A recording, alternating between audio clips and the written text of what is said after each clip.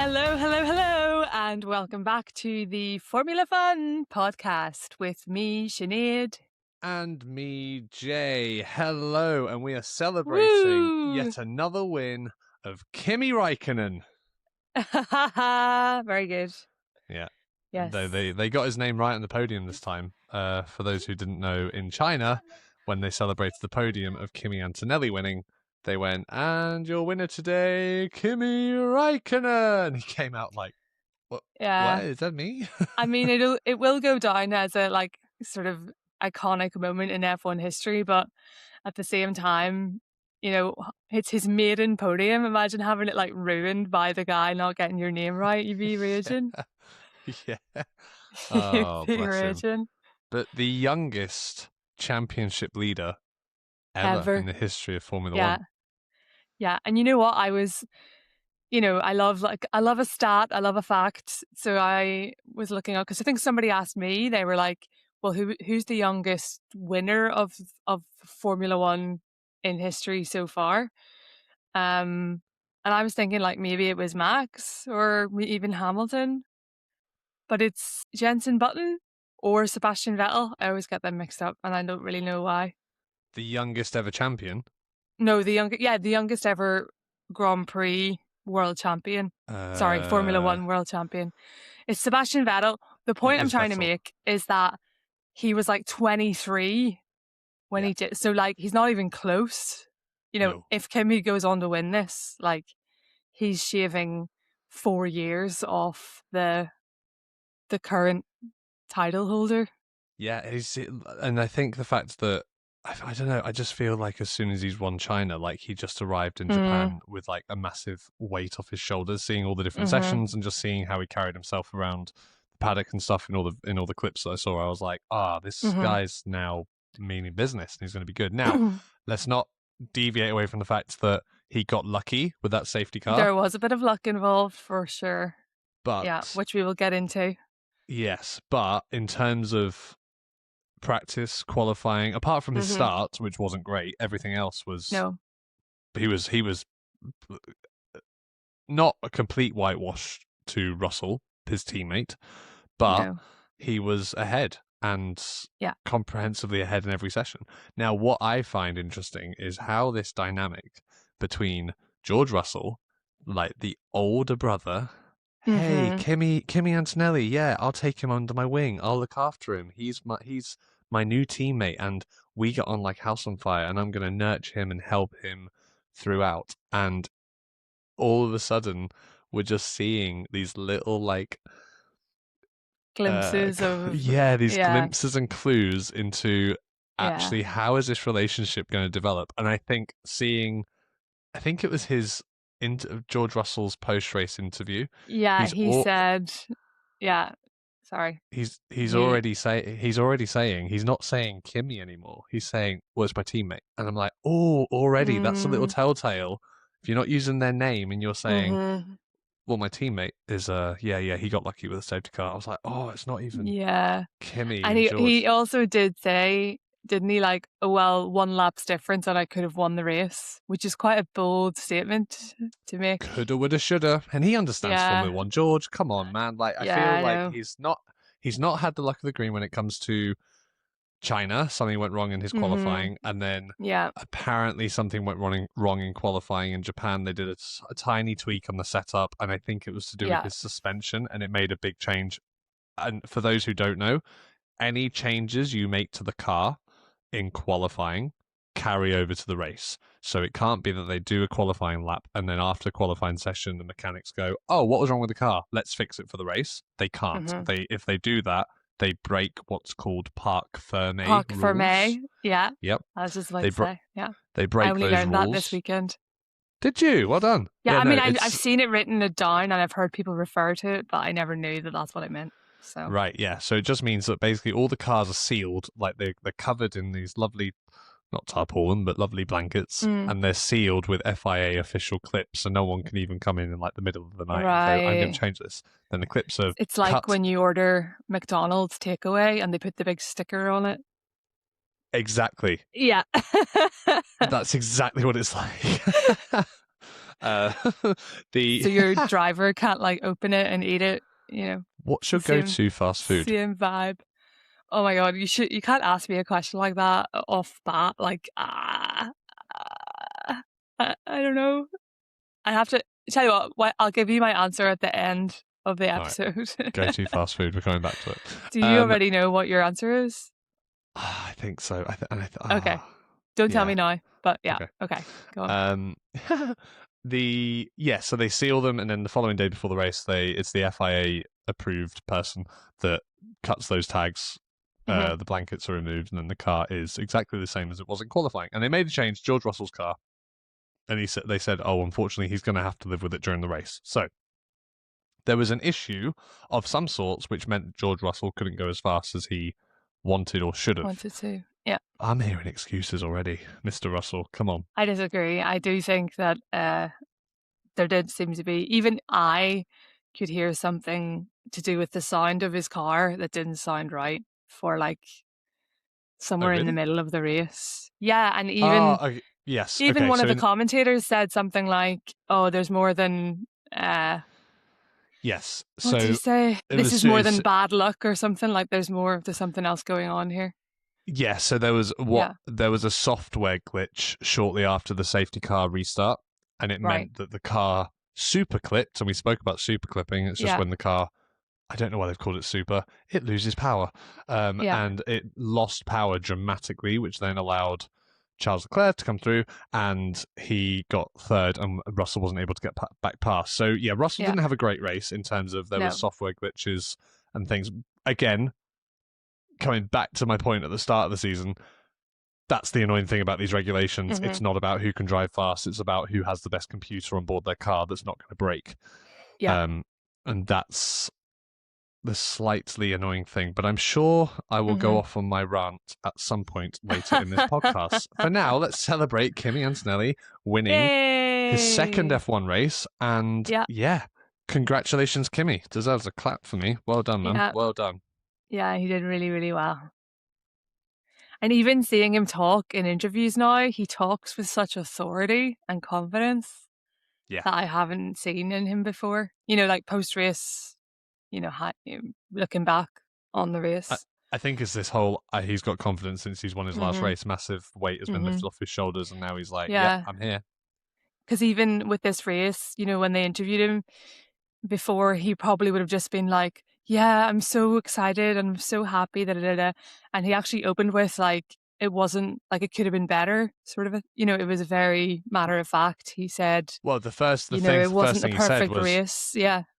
The first thing he said was it was a negative because it was the whole start procedure. And the start procedure, it wasn't a case of him dumping the clutch and the car dramatically lost revs and then got going. He actually, his finger, he even admitted it, his finger slipped, and he therefore created too much wheel spin, which looked class because the wheels literally like and it went off, but it's not fast. Like a drag race.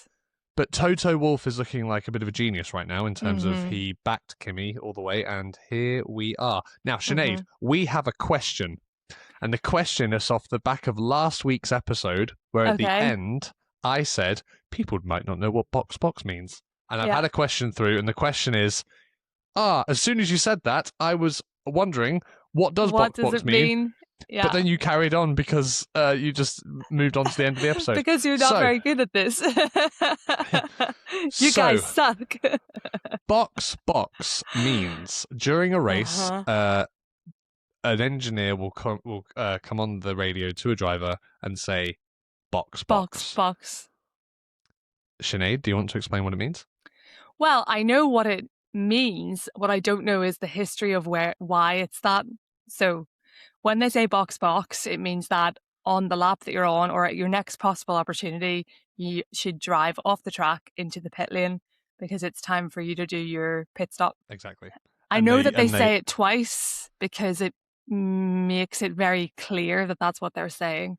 Yeah. And being the performers that we are and singers and actors, box is very much... It's a very distinctive word.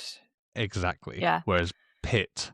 sit behind, pit behind. Oh, okay. Like that's basically the reason. Box sort of based on the same principles as the NATO alphabet. Yeah. Exactly. Yeah. So yes, box means come into your pit box and take your pit stop, because they arrive in a little box where they change the tires in less than 2 seconds, which is incredible. Well, depends.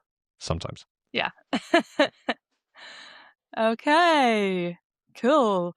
Right. So here's one thing that I was like, from my, let's say, pop culture lens of looking at Formula One. What was going on with the Mercedes uniforms? The special uniforms they had to wear? Like, they looked like they were painters on a building site and they got a load of white paint on their uniforms and they forgot to wash them. Like, and it was some collaboration with a really famous, like, huge designer. I think it looks stupid. It was some sort of. It was like a wolf campaign, yeah. wasn't it? Wolf campaign with campaign with Adidas Y3 or something. Now, and it's amazing because obviously Toto Wolff, who is the team principal, I was like, oh, clever. But there was a couple of things. Toto had this like really cool like leather jacket on, which I was like, that's class. But then the t-shirts that looked like they'd just been splattered in paint. And I wasn't a big fan of the Mercedes front wing that they also did like wolf eyes on and stuff. It was a bit too much for me. Yeah. But talking of liveries, the Racing Bull looked awesome. They should have that all year long. Very nice indeed. Yeah, I mean, I'm all up for teams doing promotional events and stuff and pushing things. Yeah. What I also found interesting is that what have all the drivers been saying about these cars is that they're very much like Mario Kart. Yeah. And then what film were they promoting at the Japanese Grand Prix with Jack Black and Chris Pratt? Oh, the new Mario movie, was it? Yeah. Super Mario. I didn't see that.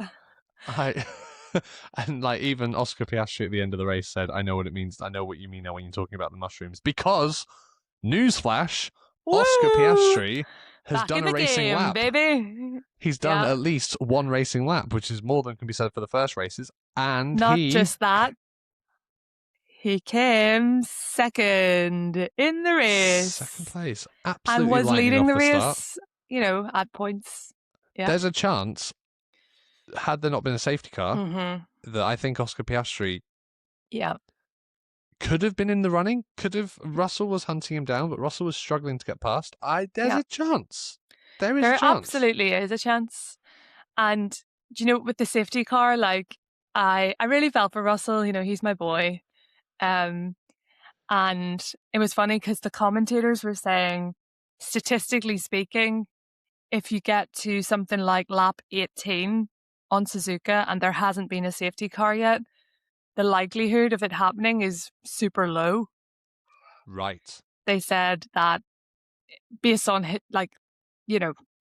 historical data, that statistically now, and I think that was probably part of the reason that George's team made the decision to pit when they did, because they thought there's no way, or not no way, but it's very unlikely that there will be a safety car, and then it happened. So lo and behold, there was. Wow. Okay. And then, speaking of that, poor Ollie. Yeah. This is so. For anyone who hasn't watched the race yet, watch the highlights. Spoiler alert. Oliver Behrman had a crash, which was a 50G impact. Right. So please put that into perspective for me, because I don't have any frame of reference for how bad that is. Okay, when you go on a roller coaster, have you been on a roller coaster before? Oh, and yeah. like it goes like upside down or it spins or something. I think you're pulling maybe 2G. Yeah. Oh wow. That's really bad. Yeah. It was it's basically every G is 1 times the force of gravity. Okay. And gravity keeps us planted to the floor. It is that times, so 2G is 2 times gravitational force. Right. 50G is huge. Carlos Sainz had an accident in, I want to say Baku, and he was like, it was worse than that crash, and he was in a lot of pain. And it's very, very we don't see very often drivers getting out of a car and limping. These cars are built to withstand huge impacts, as this car did. But to see him limping out of the car is worrying. And unfortunately, it all comes down to these regulations. Yeah. The closing speeds on a car that is ahead, that is recharging their battery to get more deployment down the next straight or later on the lap, versus a car that is at full throttle and has the energy and the battery management is there, that they're going full pelt.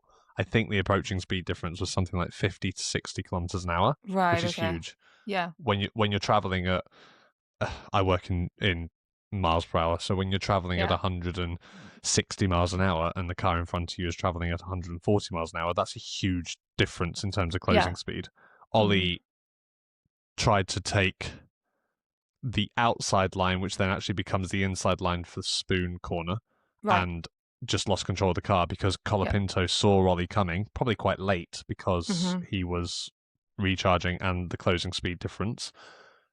Tried to make a move to be defensive, and that just took Ollie onto the grass, and that's the scary thing. Like I'm really, and what's frustrating is that the drivers have been saying this since Max Verstappen said it 2 years ago, when these regulations even came out. He was like, the closing speeds isn't okay, and it's dangerous, and I am terrified if we see rain at a race, because in terms of visibility, you can't see what's in front of you.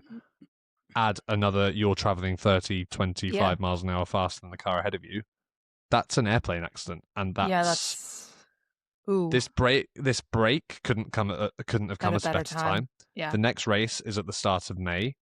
The FIA, Formula One, the teams, they all need to come together and work out some solution. But what can that solution be, apart from making the cars slower and having less energy deployment and being less? Everyone's going, and they're already slower generally. So they're already slower, but watching them on a track, they still look fast. They still look like a Formula One car. It's, when I say go slower, it would probably equate to about 2 or 3 seconds slower, because they just wouldn't be as dependent on the battery, because it wouldn't be a case of such a huge, we need to recharge it to 100%. Yeah. Exactly. Yeah. But it was scary. It was very scary. And something needs to be done, because it wasn't. As much as we love racing, we don't want to see anyone get hurt. The safety of the drivers is paramount. Yeah, absolutely. Yeah. And spectators. Like, it could, like, literally, there's a race, Valencia, I don't know what year, Valencia, Mark Webber had a closing speed. He was actually, I think he was lapping someone. He had a closing speed on at that time it was a Caterham. It was a Caterham, and the Caterham was a back marker, was a lot slower. Mark Webber went to do an overtake. I think the Caterham maybe slightly moved, or it didn't, and Mark Webber sort of didn't quite anticipate it well enough. He flipped over. Oh my God. And landed on the top of the car upside down, and then spun into the back. Like, it's like, you just don't want that to happen in the wrong place, because that is deadly. Spectator, exactly. It's scary, and they need to do something. Okay, so let's move on to something happier. Woo! Right. So throughout the build up to this race, and kind of generally in the media, drivers always say Suzuka is the track, is the one that they love the most. And having watched the race now, I can see why. The S-bends, the fact that it's a crossover track, the 2 really, really long straights, and the corners all seem to be like very. But can you give us a bit more of a technical insight to why the drivers, so let me ask you this. If you had the opportunity to get in an F1 car for a day and drive any track across the world, which would you pick? Would it be that one? So, no, it would be Silverstone. Yeah, but is that like an emotional response because you're British and stuff?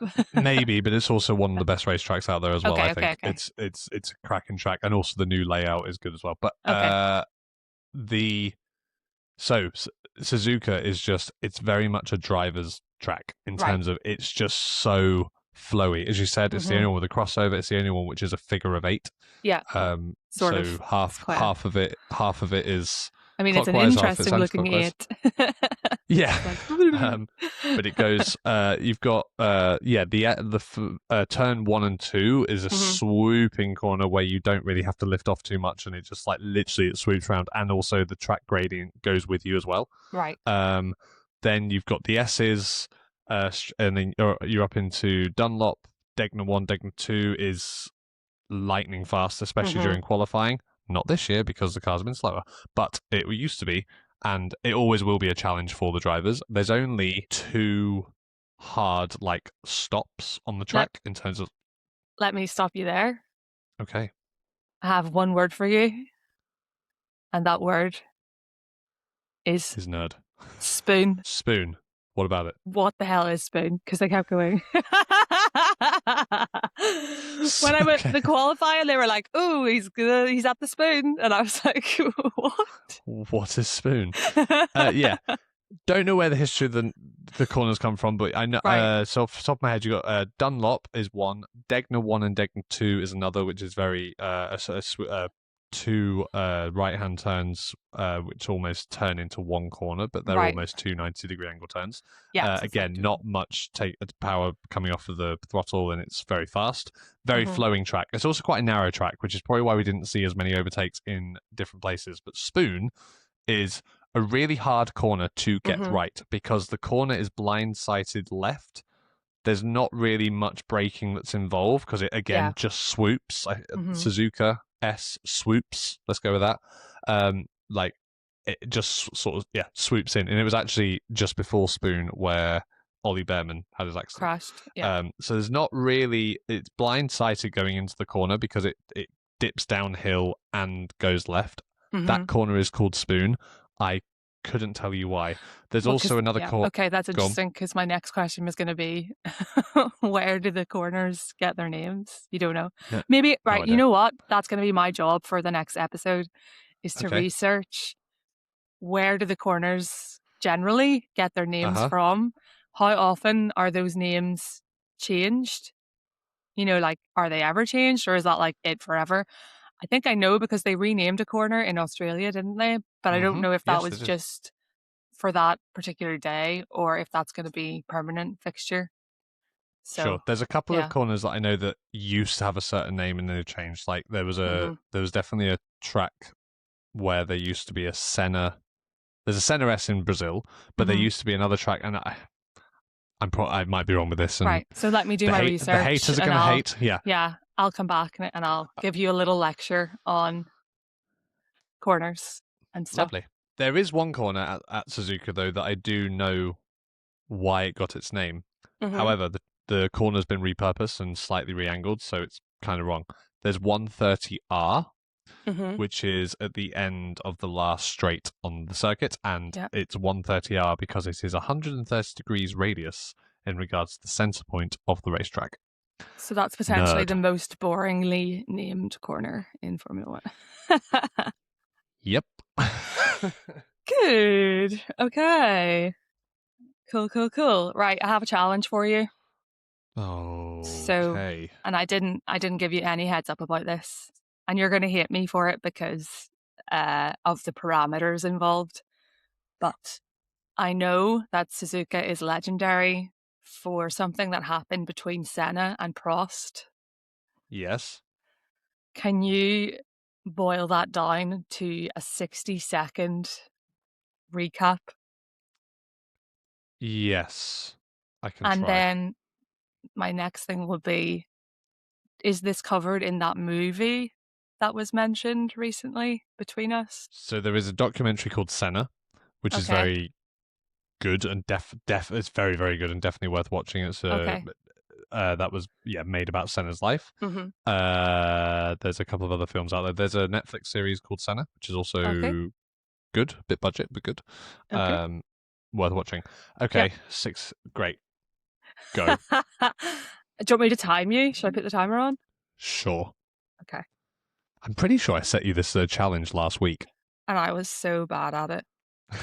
But I'm going to do another one. As in, I set you a challenge to watch Senna and Prost. Right. Yes. Okay. That's fair. But I actually thought, given that we have a 4-week race break coming up, I thought we could do things like that. So I promise that when you give me homework at the end of this one, I will watch it. As you know, I've had a busy week. I know. Just so everyone's aware, Sinead and I wear many hats. We do. Yesterday I was a director. The day before that I was on a photo shoot, and the day before that I was gigging somewhere in Yeah. And last Tuesday I was in London on Tuesday and Wednesday, and then I went to Liverpool on Friday, and I only got back yesterday. And we're both parents, so there's that as well. It is busy. Okay, ready? Yes. 3, 2, 1, go.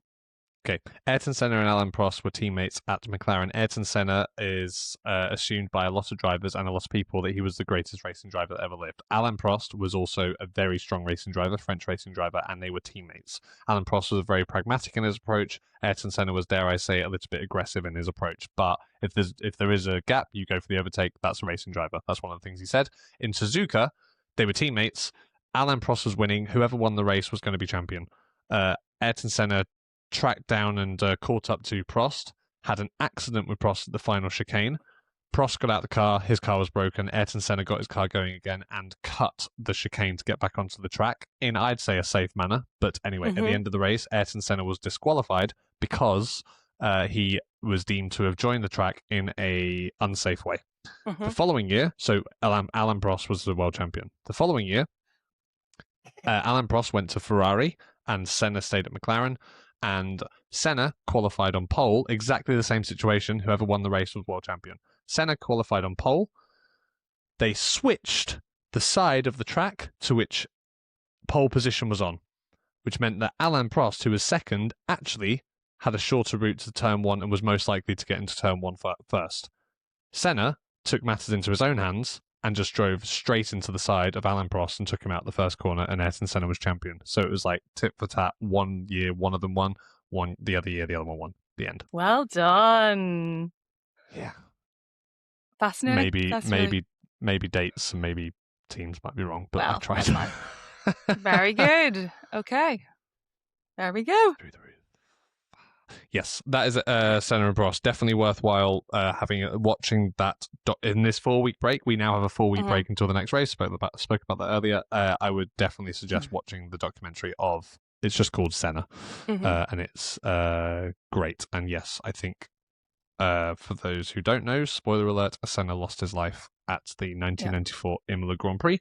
And he was taken too soon, but he was sensational, and it's definitely worth a watch.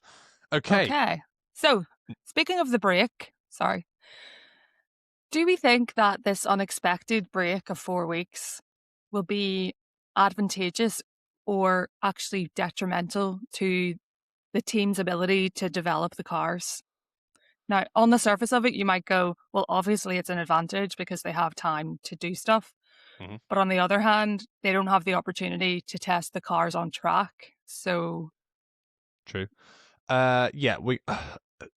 Fred Vasseur has said something very interesting. Fred Vasseur is a team principal at Ferrari. He said, when we get to Miami, you're going to see a very different championship. Ooh. But he didn't elaborate. Is that... Well, of course he didn't elaborate. He's obviously got some tricks up his sleeve, or... Well, is it that, or is it a case of he's going, no, because of all the changes that the FIA need to make to these engines to make them safer so that the driver safety is taken into consideration, it's just going to be different because it's going to be slower, worse, better? Okay. Or is he going, we're Ferrari and we've got an absolute golden bullet, like an arsenal of ideas to implement during that time? Okay. So, but do I think it would be detrimental? I think Mercedes are definitely on a run of form. Obviously, they've won everything so far.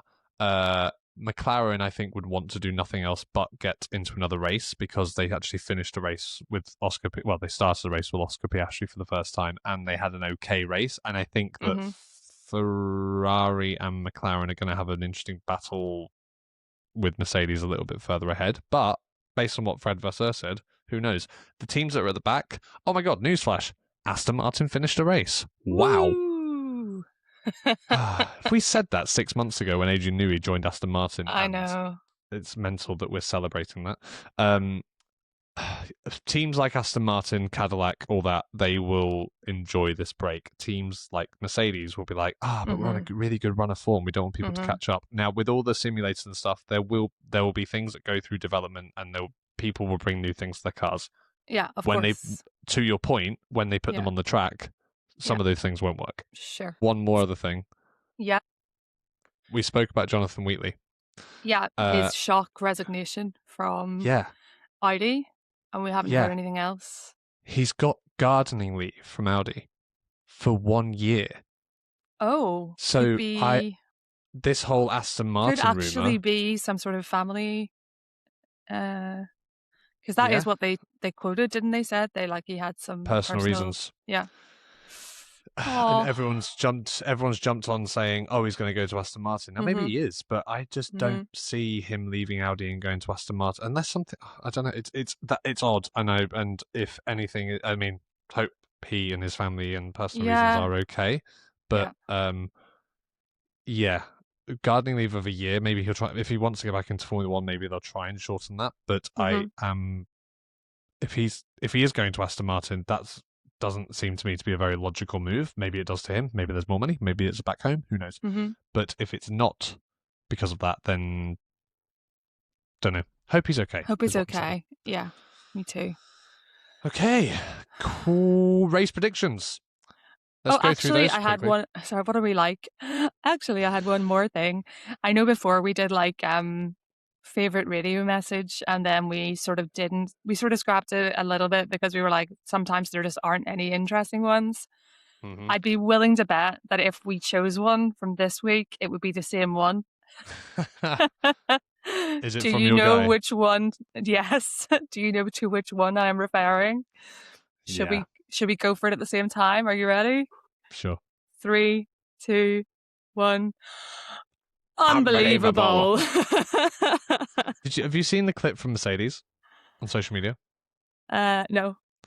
There is a clip from Mercedes on social media. It says George Russell and Toto Wolff in an office, and George Russell is leaning back on a chair. He's literally balancing on 2 legs, and he's basically just saying, Toto Wolff is basically just saying, like, look, it just wasn't your day today. Things went wrong. You know what it's like in Formula 1. George is like, yeah, no, I know.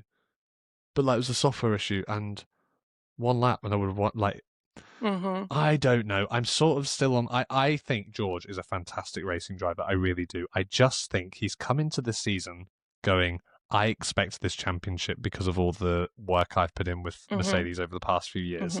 And I don't think he thought Kimi Antonelli was going to be as strong. And dare I say, maybe he thinks or thought he was potentially going to get maybe a little bit more preferential treatment given his experience. And the fact that Kimi is just rising to the challenge, I think it's irking George a little bit. Of course it is. Like when you're an only child and then your parents have another baby. Yeah, it's exactly that, because Toto Wolff, like Kimi Antonelli, is Toto Wolff's son he never had. Like, that's the vibe I get. But did you hear Russell's comment after? He said something else after about how ridiculous it is again after being unbelievable. Toto had to come on the radio and go, calm down. Like, we can still do something from this position. And when Toto comes on the wolf, when the wolf comes on the radio, you know that it's a case of sort of going, George, please be quiet. And speaking of radio messages, Charles Leclerc during qualifying said, I hate qualifying. Okay. I'm putting my foot down and it's derating and things like that. So drivers still aren't too happy, but Formula One are doing a really good job from hiding that from us. Yes. Anywho, should we go into our predictions from last week? From Japan, yes. So qualifying, again, this is not going to go well for me. Qualifying in last place was Lance Stroll for Aston Martin. Sinead, you went for Bottas. And I went for Perez. No points for either of us. Okay, pole position was one Kimi Antonelli. Sinead, who did you go for? Russell. Oh, that's a shame. I went for Kimi Antonelli. Of course. Best of the rest was Pierre Gasly, who had a banging race. Also, we haven't spoken about Max Verstappen. He's threatening to retire at the end of this year, by the way. Yeah. That's the thing. And he couldn't get past Pierre Gasly for the entire race, really. It was just to and fro. Also, the overtaking was a bit more gimmicky at this track than it was at others. I agree. We'll go into that. I agree with We'll go into that in another episode, I'm sure. Yeah. Best of the rest was Pierre Gasly. He had a cracking race. And you went for? Bearman. Mr. 50G Crash. Bearman. I went for Gasly. 2 points. Yeah, baby. Top 5. In 5th place was Lando Norris. Piastri. So you get 1 point because he was in the top 5. I went for Lando Norris. 2 points. As if. In 4th place was George Russell. You went for? Leclerc. You get 1 point because Leclerc was in the top 5. I went for Hamilton. Didn't get a single point for that. In 3rd place was Leclerc. You went for?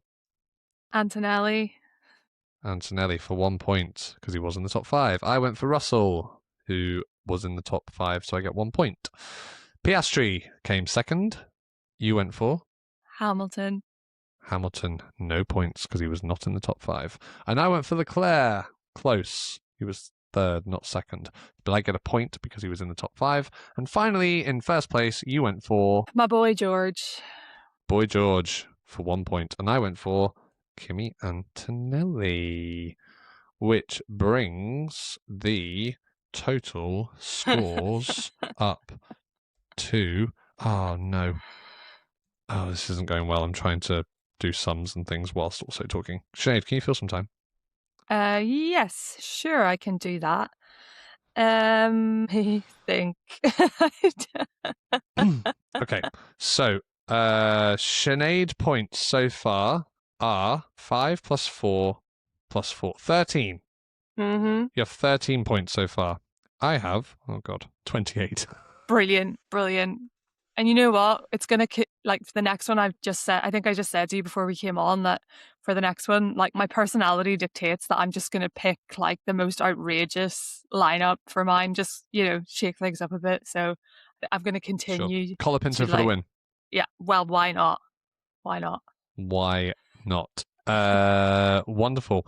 Let's move on very quickly to quizifying. Sinead, do you want to go first? Yes. Or do you want to do your Formula Fun Fact? No, do quizifying. Why not? Right. Quizifying first and then Formula Fun Fact. Yeah. Okay. Lovely.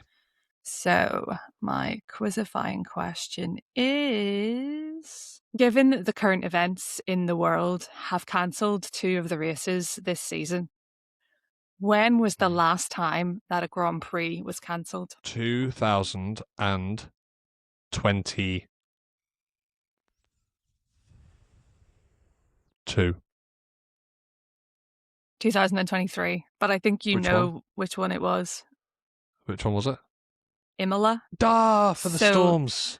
It was called off just 2 days before because widespread flooding devastated the whole of Italy. Roads were closed and emergency services focused on the natural disaster. So Formula One was left with no option. I actually completely missed that one, and I went for the Russian Grand Prix for the Ukraine-Russia in 2022, which would have been the one before that. Very good question. That got me thinking heavy. Okay, I have a question, and I thought you were actually going to say the answer earlier on in this episode. Okay. So, my question for you this week is, as we know, Kimi Antonelli is the youngest driver to now lead a world championship. But who did he take the record off? For leading a championship? Yes. Lewis Hamilton. Correct. Yay! Well done. Very good. I actually used my limited knowledge to figure that one out. Yeah. I figured that it must be because in Lewis's rookie year he almost won the GP, the world championship. So at some point he must have led, or at a lot of points he must have led the championship. Lewis was 22 years old at the time, whereas Kimi is 19, which is crazy. Yeah, so he has like 3 more years before he's even, gonna... Yeah. So he could win next year or the year after and he'd still be the youngest, which is... Wait until I don't know, 20, 30, and there's a 14-year-old driving a Formula 1 car and winning races. Yeah. Like, it's mental. You just get younger and younger. Okay, finally, up for today's episode, we have Sinead's Formula Fun Fact. Yep. This is a super nerdy one, but not because it's nerdy for Formula 1. I love etymology, and me and my fiance, when we were watching the highlights last night, were talking about the word chicane, because I was like, what does it even mean? Right? Mm-hmm. And then I was like, does it have anything to do with chicanery, as in the word chicanery? Or is that a word that you're familiar with? No, you're talking to somebody who's very silly. So chicanery is like hijinks or like trickery. Right. Yeah. So they both derive from the French verb chicaner, which means to create difficulties, quibble, or use trickery. Chicanery refers to deception or subterfuge, whereas chicane evolved to mean an S-shaped bend on a road, or historically the act of using legal tricks. So they are interlinked. They are. Yeah. So there you go. Chicane and chicanery. I feel like that woman on Countdown that's like, word corner. Yeah. I mean, it's all educational. Yeah.